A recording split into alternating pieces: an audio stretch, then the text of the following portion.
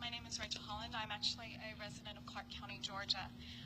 Thank you for allowing me to speak this evening. I am a historian and a reenactor. As a historian, I research and present history from both sides of the war between the states as documented in primary resources including journals, military and civilian records, manuals, and hospital records. I do not take this responsibility lightly. It is vitally important to correctly present the history of both sides and all races, otherwise we do them all a disservice. Most are not aware that whites and both black, slaves and free men, Jews, Native Americans, and Europeans all fought for the Confederacy and were not segregated based on race. Based on these records, less than 6% of Southerners owned slaves, and the rest did not. The most notorious and cruel of slave owners in the South was this man, William Ellison. And as you can see from his photos, he is a black man. He owned more black slaves than any of the whites in his area. Another man, also who was black, petitioned the courts for the right to own slaves of his own race.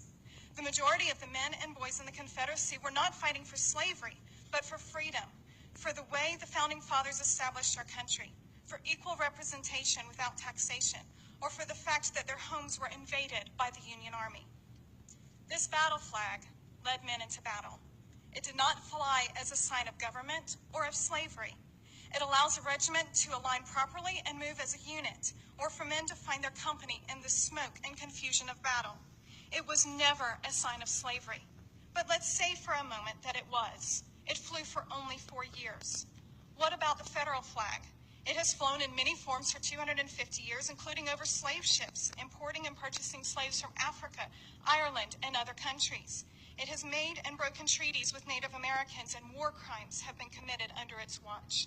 If we want to ban a flag based on slavery, it should not be the Confederate flag or flags of the Confederacy. People say that Confederate flags belong in a museum, but according to Ms. Clemens' statements, it must be removed entirely, even from within a museum, and that is not acceptable. Nash Farm Battlefield was the location of a major cavalry battle, as you have heard, but you may not be aware that black men fought on that soil within the Confederate ranks. Holt Collier was just one. He fought with the 9th Texas Cavalry and survived both the battle at Nash Farm and the war. You can see in the picture on the right, he is here with Teddy Roosevelt and was honored as Good Scout. Here is a picture of his gravestone. And if you can see, he was honorably buried as a Confederate. To erase the history of Nash Farm Battlefield is to erase the memory of these brave black soldiers. It is to dishonor their fight and their service. It is to dishonor the history of the race of several of the members of this board. I fight to remember and honor these men.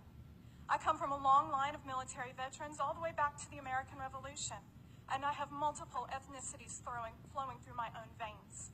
According to the Act of Congress, which is U.S. Public Law 85-425, Section 410, approved 23 May 1958, all Confederate soldiers, sailors, and Marines who fought in the Civil War were made United States veterans and were given the same honor and respect as any U.S. veteran.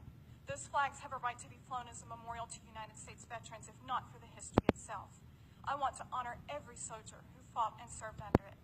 It seems that people were not offended at the flags until they were told to be.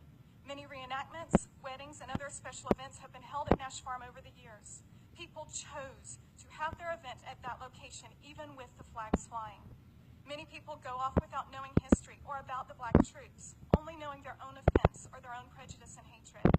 History is messy, varied, and never as spotless or nice as we would wish.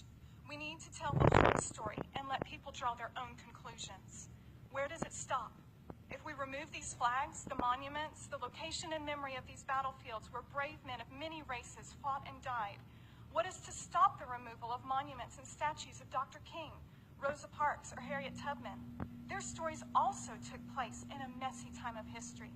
What is to stop someone from getting offended at them and demanding their removal?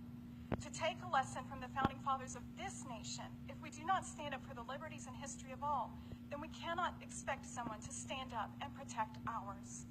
I encourage this board to carefully consider these facts and instead choose to memorialize these brave men and women and preserve the memory of those who fought for their homes and the cause in which they believed, no matter their race. Thank you. Thank you.